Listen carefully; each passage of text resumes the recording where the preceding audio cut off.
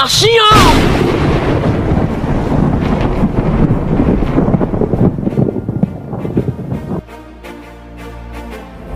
Kisah hidup Atta Halilintar, buktikan kesuksesannya bukan karena uang. Siapa tak mengenal sosok Atta Halilintar? Pria 24 tahun kini diketahui sebagai YouTuber nomor 1 di Asia Tenggara dengan jumlah subscriber mencapai lebih dari 27,3 juta orang. Di balik kesuksesan tersebut, tak sedikit yang beranggapan bahwa faktor keuangan jadi alasan keberhasilan Atta Halilintar. Mengingat Atta berasal dari keluarga yang memiliki kemampuan ekonomi di atas rata-rata orang kebanyakan. Namun, anggapan itu terbantahkan setelah Atta Halilintar membagikan kisah masa lalunya di salah satu vlog YouTuber ternama. Sebagai anak sulung pasangan Halilintar Anovial Asmit dan Lenggogeni Faru, Atta ikut merasakan perjuangan kedua orang tuanya sejak masih merintis usaha. Saya memang dari kecil dilatih hidup susah, jadi saya merasa bahwa saya harus fight, ujarnya. Atta menceritakan dia masih sempat merasakan kondisi keluarganya saat masih tinggal di rumah kos seluas 3 kali 3 meter.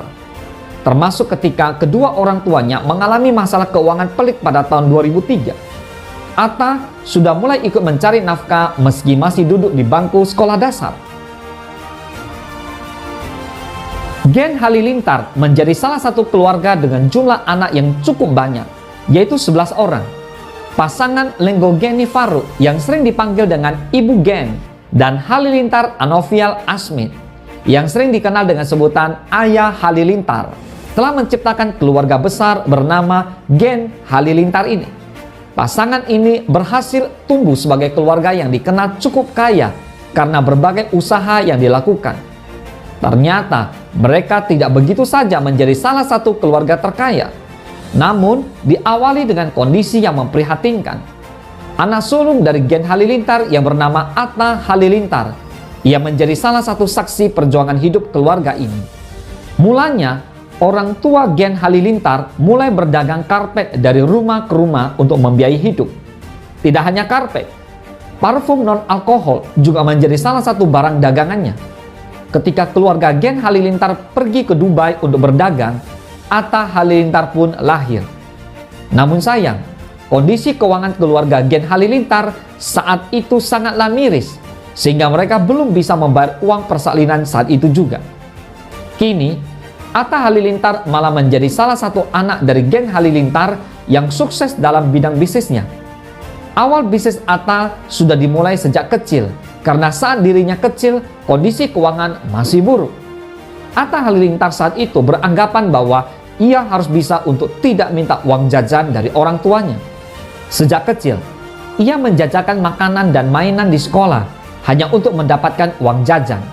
Jadi, SD udah nggak dikasih uang jajan. Gue harus dagang dari sekolah. Gue dagang jajanan sekolah. Dagang mainan. Pokoknya yang menghasilkan. Jelas Atta dalam sebuah akun YouTube milik Boy William. Bahkan Atta pernah memutar otak untuk menampung makanan sisa yang hendak dibuang supaya bisa dimanfaatkan untuk dikonsumsi. Terkadang mereka makan 1 dulang nasi namun dengan hanya 1 buah telur. Padahal anggota keluarga Atta berjumlah 11 orang. Miris dengan kondisi itu, Atta mengatakan saat itu timbul ide di kepalanya untuk menampung makanan sisa yang dijual di supermarket dekat kediaman mereka. Kan di bawah itu ada supermarket. Tiap malam mereka pasti buang ayam bakar atau roti atau apapun ke dalam plastik dan habis itu dibuang ke tong sampah. Nah, aku punya ide. Gimana sebelum makanan itu ke tong sampah, aku ambil biar adik-adik aku bisa makan enak, kata Atta. Dan orang nggak tahu cerita ini. Orang taunya Atta Halilintar lahir dari anak orang kaya. Sudah senang dari lahir. Padahal orang nggak tahu behind the story. Kenapa gue punya semangat kayak gini? Orang taunya gue nggak pernah susah. Atau gue nggak pernah berjuang. Mungkin orang hanya bilang ini orang instan, tambahnya. Namun dengan ketelatenannya, ia bisa memenuhi kebutuhan-kebutuhan kecilnya dari usahanya sendiri. Tidak hanya itu, ia juga pernah berjualan tabloid di lampu merah. Hal yang mencengangkan yaitu ketika Atta Halilintar berumur 13 tahun, ia berhasil mendapatkan omset sebesar 1 miliar rupiah. Ketika itu, Atta Halilintar memulai bisnisnya berjualan ponsel yang ia pasarkan melalui berbagai forum diskusi di internet hingga melalui blog-blog yang ia buat. Dirasa modal sudah cukup, Atta yang dibantu orang tuanya membuka sebuah toko untuk menjual berbagai merek ponsel. Hasil jualan ponsel melalui toko inilah Atta Halilintar berhasil mendapatkan omsetnya yang mencapai 1 miliar rupiah. Dalam waktu 1 bulan, umur 13 tahun waktu itu, Atta sudah omset 1 miliar. Begitu jelas Ibu Gen dalam akun YouTube bernama Halilintar Lenggogeni. Hingga kini, Atta Halilintar telah memiliki berbagai usaha, mulai dari usaha ponsel, baju, hingga menjadi seorang YouTubers. Selain dari YouTube, Atta Halilintar juga memiliki sumber-sumber penghasilan dengan nilai tak sedikit. Atta juga dikenal sebagai seorang pengusaha. Atta memiliki toko online, bahkan brand fashion sendiri bernama Atta Halilintar Habit atau AHA. Sembari membuat konten untuk YouTube-nya, Atta Halilintar juga kerap mempromosikan brand fashionnya ini. Tak hanya itu, Atta Halilintar juga menekuni dunia bisnis kuliner. Ia membuka gerai cake masa depan pertama di Jogja pada Maret 2018. Ada juga produk cake lain bernama Medan Mulaka. Atta Halilintar memiliki rumah produksi bernama AHA Production. Melalui rumah produksi ini, Atta Halilintar memproduksi berbagai konten, mulai dari musik hingga video. Tak disangka, lini bisnisnya ini berkembang pesat.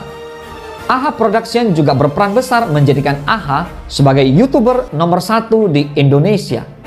Selain berbisnis, Atta Halilintar ternyata juga memiliki hobi bermusik dan bernyanyi. Ia kemudian mencoba peruntungan lain sebagai rapper. Atta pernah berkolaborasi dengan Young Lex pada tahun 2017. Setelah kolaborasi itu, Atta Halilintar makin percaya diri dalam bermusik. Kini, ia sudah memiliki beberapa lagu seperti God Bless You, Work Hard, Pray Hard, dan lain-lain. Belajar dari kisah hidup seorang Atta Halilintar, setiap proses pasti akan tiba hadapi hambatan-hambatan yang membentang luas, yang berusaha menghalangi kita dalam menggempur menuju kesuksesan hidup kita. Akan tetapi, berkat ketekunan kita dan kesabaran kitalah yang menentukan dalam menjalani proses demi proses, dan percaya jika sebuah hasil tidak akan mengkhianati proses. Semuanya terletak pada diri kita, mau tidak mau untuk bertindak dalam memperjuangkan hidup ini. Selain daripada kerja keras, diperlukan juga yang dinamakan kerja cerdas dalam mengawali kehidupan ini. Apa yang perlu kita tanamkan dalam diri ialah jangan takut gagal. Ketika kamu telah memulai segalanya, jadikanlah sebagai motivasi positif dan sebuah inspirasi untuk kamu dapat belajar kesuksesan dari kisah hidup seorang Atta Halilintar.